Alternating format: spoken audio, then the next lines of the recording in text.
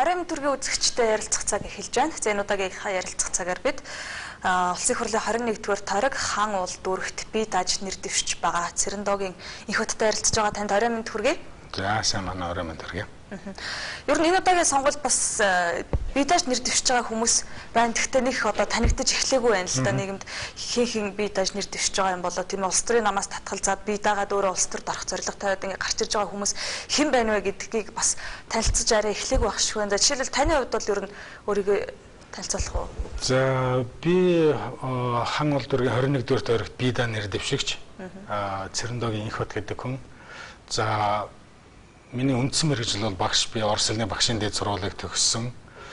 Одоо 30 жилийн өмнө юм уу да. За тэрнээс хойш улс цэргийн сургуульд багшаар багшилж байсан. За ингэж жаад 1990 онд улсын баг хурал, ардын хурал тэр үеийн ардын хурлаас улсын баг хуралд сонгогдсон ажиллаж байсан. За тэр үед би сонгогдоо бас хан уул дүүрэг тэр үеийн ажилчин дүүргээс сонгогдож байсан ийм депутат. За ингээд 2 жилийн хугацаанд бид нар тавхан мэдж байгаа үндсэн хуулиа батлаад за ингээд одоо арчлалын үндэс суурийг тавилаа гэдэг цөмөрөө тийм ээ их одоо сайхан сэтгэлтэйгээр тэгээд өөрсдийнхээ эрхийг дараачийнхаа хуралд шилжүүлсэн. Уг нь анх бол ардын хурал 4 жилийн мандаттай байгуулагдсан байснаа 2 жилийн дотор ажиллаа хийж дууслаа гэд сайн дураараа эрхээсээ татгалзаад дараачийн шинэ парламентыг байгуулъя гэдэг хуулийг баталж өгөөд тэр үед тэгээд дараачийн хурал бол одоо бүрэн эрхээ хэрэгжүүлээд явсан. За би тэгэхэд 27 настай байсан. 27 настай байсан учраас би тэр үед юу гэж бодсон бэхээр за яг би бол үндэс суурийг тавилаа арчилсан нэг юм. Одоо би залуу хүний хувьд л сайхан амьдрах хэвээр, арчлалын одоо сайн сайхныг үзэх хэвээр, одоо чөлөөт эдийн засгаар тийм ээ одоо хөрөнгө мөнгөтэй болоо тийм ээ бизнес хийгээд тэгээ хувийн сургууль байгуулад 10 жил ажиллаж байгаад 2002-3 онд Америк руу ерөн сургуульд явъя гэж сургууль руу явсан. За тэнцээ очиод бол магистраар хууль эрх зүйн магистраар сурсан. Монголд одоо хувийн сургууль ажиллаж байхдаа хуулийн дээд сургуулийг хууль зүйн дээд сургууль гэдэг байсан да тэр дэвд. Монгол Улсын их сургуулийн харьяа тэр нэг төгссөн. За ингээд Америкт очиод Америкт амьдарч байсан хүмүүсийн нэгэн адил сургуульд сураад ингэж явж хүүхдүүд том болоод хүүхдүүдээ сургуульд оруулаа гэж явж чаад төгсгөлд нь Стэнфорд их сургуулийн хуулийн одоо аспирантурт элсэн орж одоо бол тэнцээ суралцж байгаа. Тэгвэл зүгээр энэ жилийн сонгуулийн одоо өрсөлдөөнтэй их сонирхолтой тийм ээ нийгмийн хувьд ийм үед болж байгаа учраас би ер нь энд оролцох зүйтэй байна гэд иргэнийхээ хувьд өөрөө шийдээд сургуулиасаа 1 жилийн чөлөө аваад ирсэн. Ер нь бол улс төрийн намтартай юм байна шүү дээ. Та бол депутатаар сонгогдож байсан. Бас хувийн хөвшилтөж ажиллаж байсан. За тэгээд сүүлд нь бол одоо ингээд боловсролоо дээшлүүлээгээ явцсан. Монголд эргэж ирээд ер нь улс төрд дахиад орох гэж шүү дээ. Дахиад орохын зорилготой өрхийн тулд яагаад бие дааж байгаа юм бэ? Зүгээр энэ их сайн одоо сонирхолтой асуудалтай. Юу гэхээр би бол бас нэлээд судалгаа хийсэн. Эрхээсээ өмнө ч тэр эрхтэй ч тэр. Тэгээ судалгаа хийгээд үзэхэд л одоогийн миний зүгээр өөрийн бодол шүү дээ. Юу гэхээр өнөөдрийн байдлаар Монголын улс төрийн намын төлөвшөлт бол буруу явж байна. Аль ч нам. Энд чинь бол яг зөв төлөвшөөд явж байгаа нам тэр гэж хэлэхэд айгүй хэцүү. Өнөөдөр хүн бүхний мэдж байгаа фактууд байгаа. Ямар нэгэн байдлаар намыг дагж ажил амьдралд хүрдэг. Энэ бол буруу жишг. Хүн бол улс төрөөс ердийн иргэд бол улс төрөөс маш хол байх хэвээр. Гэтэл өнөөдөр та сумын төв дээр ч юм уу тийм ээ жижигхэн хот суурьнд байх юм бол та аль нэмийг дагахгүй бол таны амьдрал байхгүй.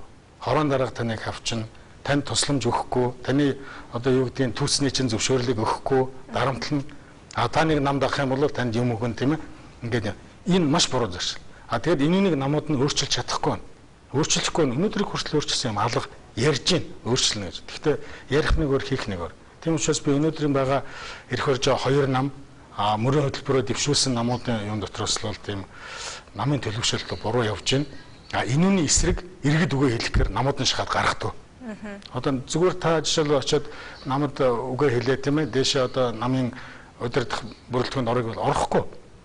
Та эсвэл миллиард төгрөг өгөх ёстой, миллиард тутам байх ёстой тийм ээ. Асар их санхүүжилт хийж явах ёстой.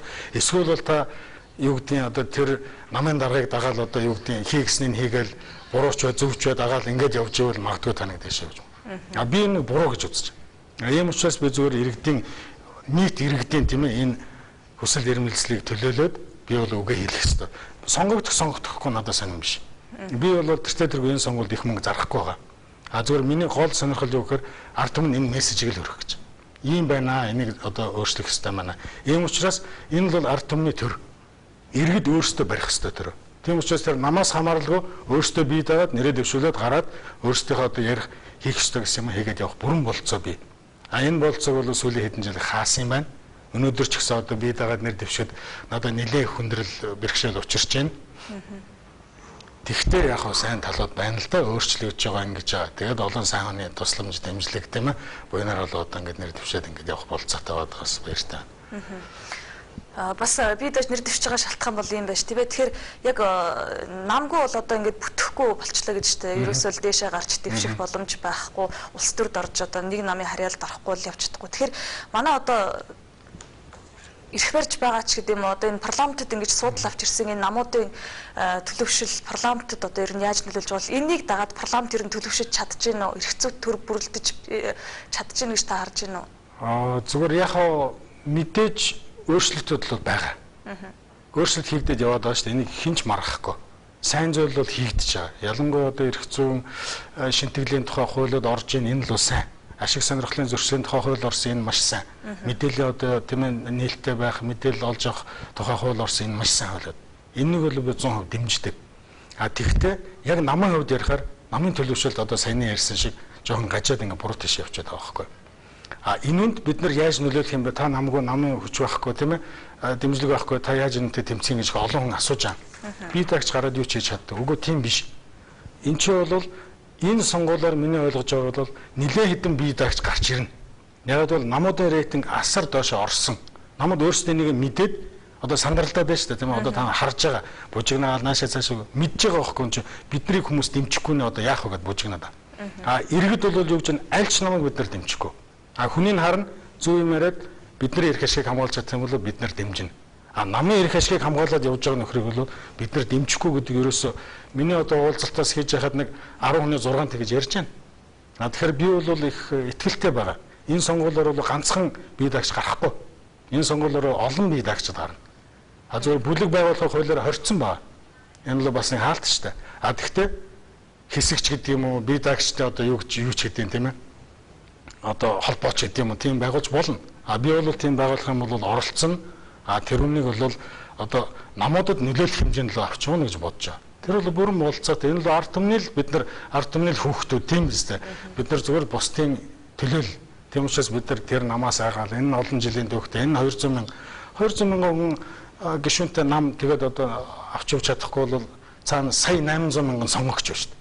Тэр хүмүүс таалагдахгүй байгаа хүмүүс та нар уучлаарай таалагдахгүй байна. 4 жил барай тавьж өгөөч бид нар өөрсдөө таалагдсан хүмүүсээ гаргамаар байна гэд би дагчраа гаргана гэж бодож байгаа.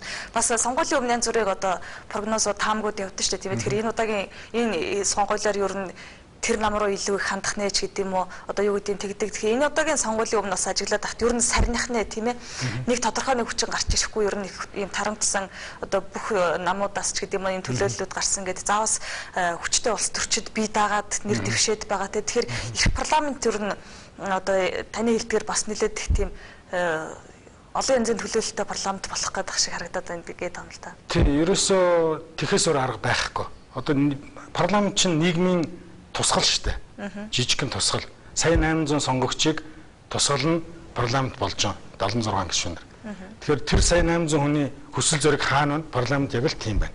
Тэгэхээр ихэнх нь намуудаа одоо юу гэдэг эрх барьж байгаа намуудаа дэмжихгүй гэвэл тэгэл дэмжихгүй.